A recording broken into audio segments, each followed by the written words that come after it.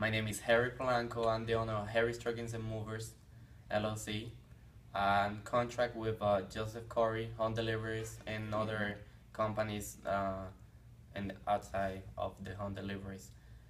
I came from the Dominican Republic when I was 16 years old, knowing no English.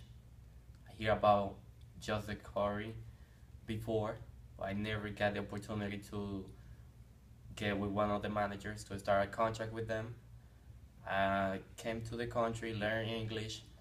After that, I was cutting grass, wasn't doing any good, didn't have any money at all. When I came to Sam, I came with my hands empty. Came up to try a new opportunity in the home deliveries. Start like a helper, working for somebody struggling on the busy season.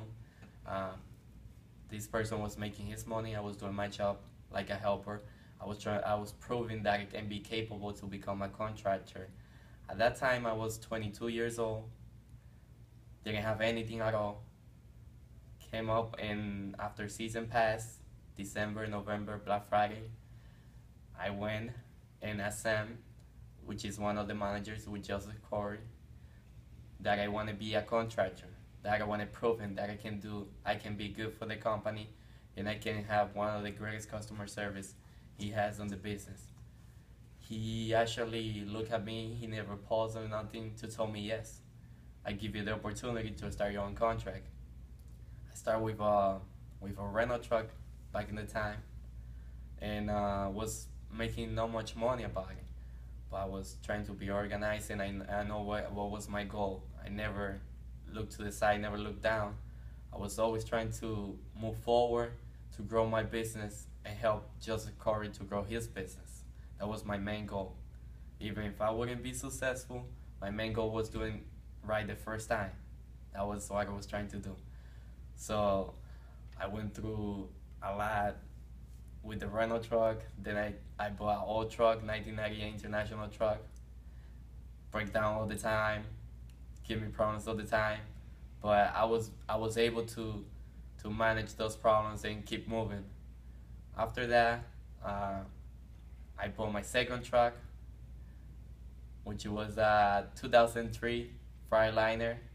I put a second tin on, which it was harder to deal with different people because you not only deal with your truck. It's easy to replace the guy next door, but when you have another team, you don't know what they're thinking. But you just gotta be positive and try to do your best in what you do, and always have a game plan. Then after that, I bought my third truck, replaced the old International that was giving me problems, and have newer trucks now on my fleet. And then I went to another company, request for a contract, they give it to me, purchase another truck. Now I'm running in two facilities. But my main goal and my advice to helpers and drivers is that if you want to be a contractor, you gotta know your numbers. You gotta be organized. You gotta limit yourself of a lot of things. But you gotta always do it right. You gotta do it right the first time and never rush.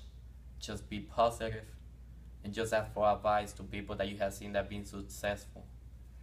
That's my story. Hey, the question for you, Harry. You Yes, said sir. do it right the first time, okay? And that's one of the belief our founder, Joseph Cory himself had.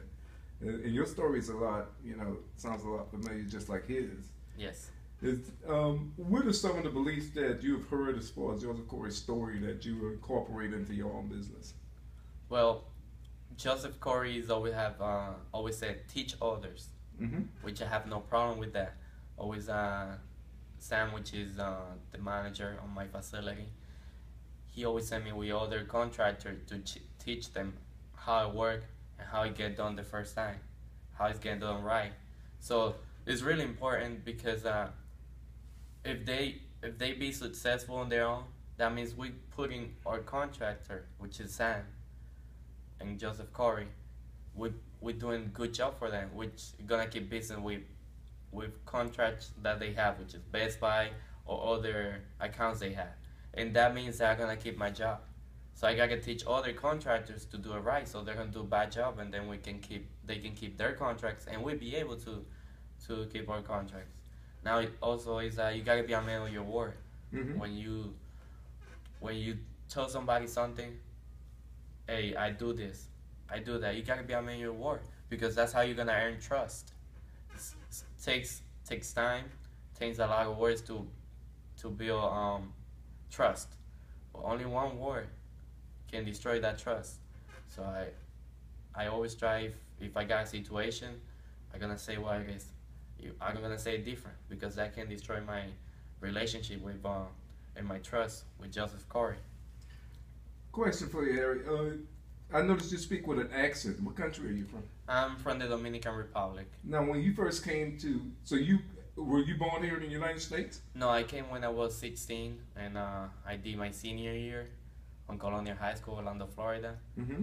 And I didn't don't know English, but I put my effort. I never missed a day of school to learn the language and become successful in this country. See, I mean, that's great because I mean, you have so much familiarity as our father Joseph Cory did, because his father came to the United States and he didn't have the ability to speak English as well. Yes, the founder. Uh huh. So I mean, y'all have so much in common. What do you think about that similarity that you and him have, and the way he started his business, from what you understood as far as the Cory way is concerned? Well, when you come from another country, you gotta make sure that and even if you're from this country, you gotta make sure you do things right. Mm-hmm. You gotta make sure you never give up. Don't thinking that these people,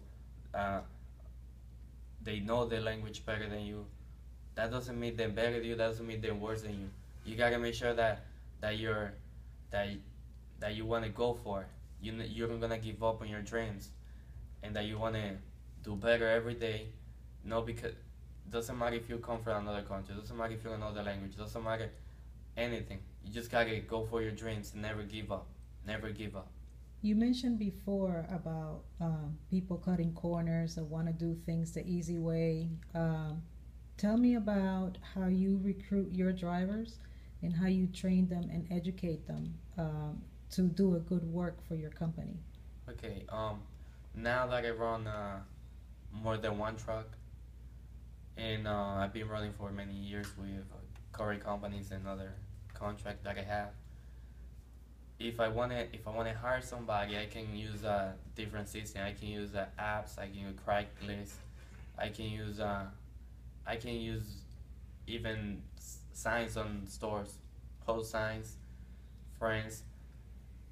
The way that I train in this, if I gotta go for a month with them on the truck, and put money, and go for free and pay them to go training, I will do it because it's my business. At the end, it's gonna be their decision if you're gonna get it or not, if they're gonna stay with me or not.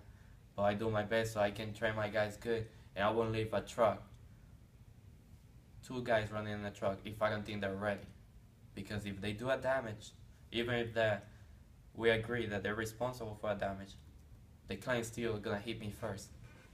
And I don't want any of those things. I don't want, not just about the claim hitting me, just I don't want my guys to go out there and do claims and take money off their check. Because even if they're gonna pay for it, nobody want you to take money from them. Nobody gonna feel happy when you take money from their check, when you do discount money.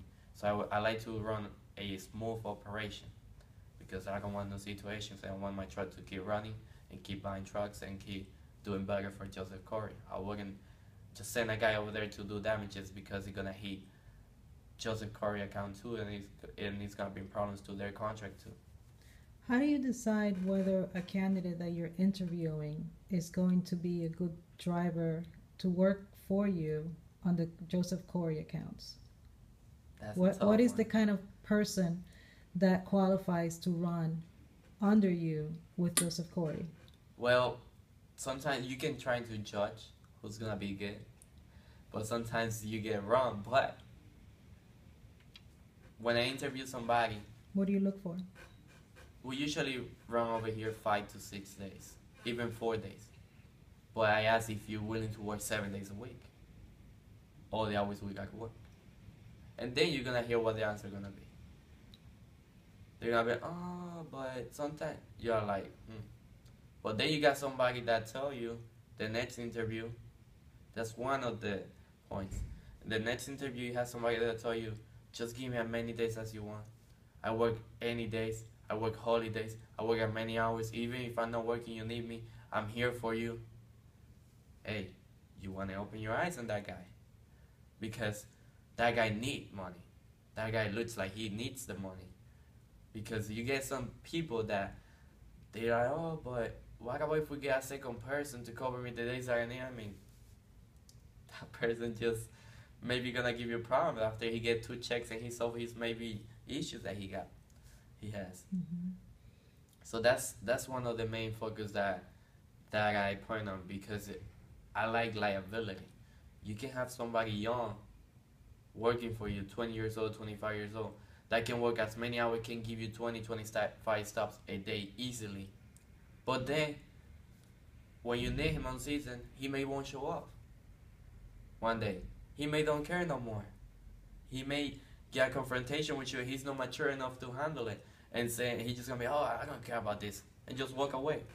But then you have somebody older that have a family, that you say this guy's not that young, but or somebody mature, you see he's mature, then they're with you.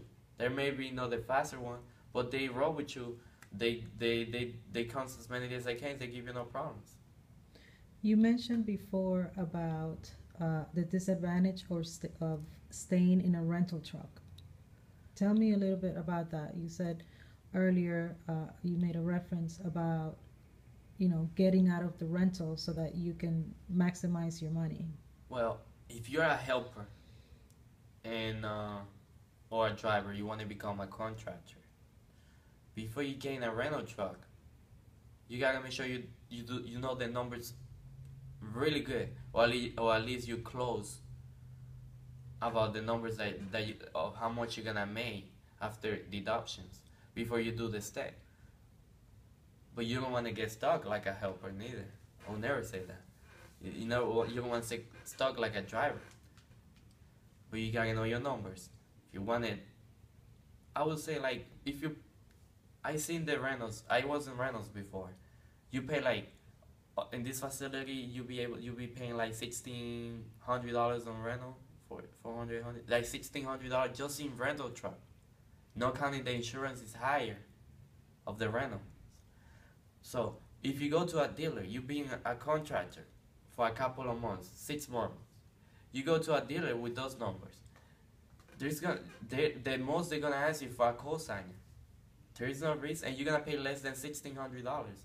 Then as soon as you get your truck, even if it's if you buy it through a financing company, you can get your own insurance, which is gonna be lower. There's many other things to do, but staying stuck in a rental, that's not a choice. You gotta be able to build your business and try to grow.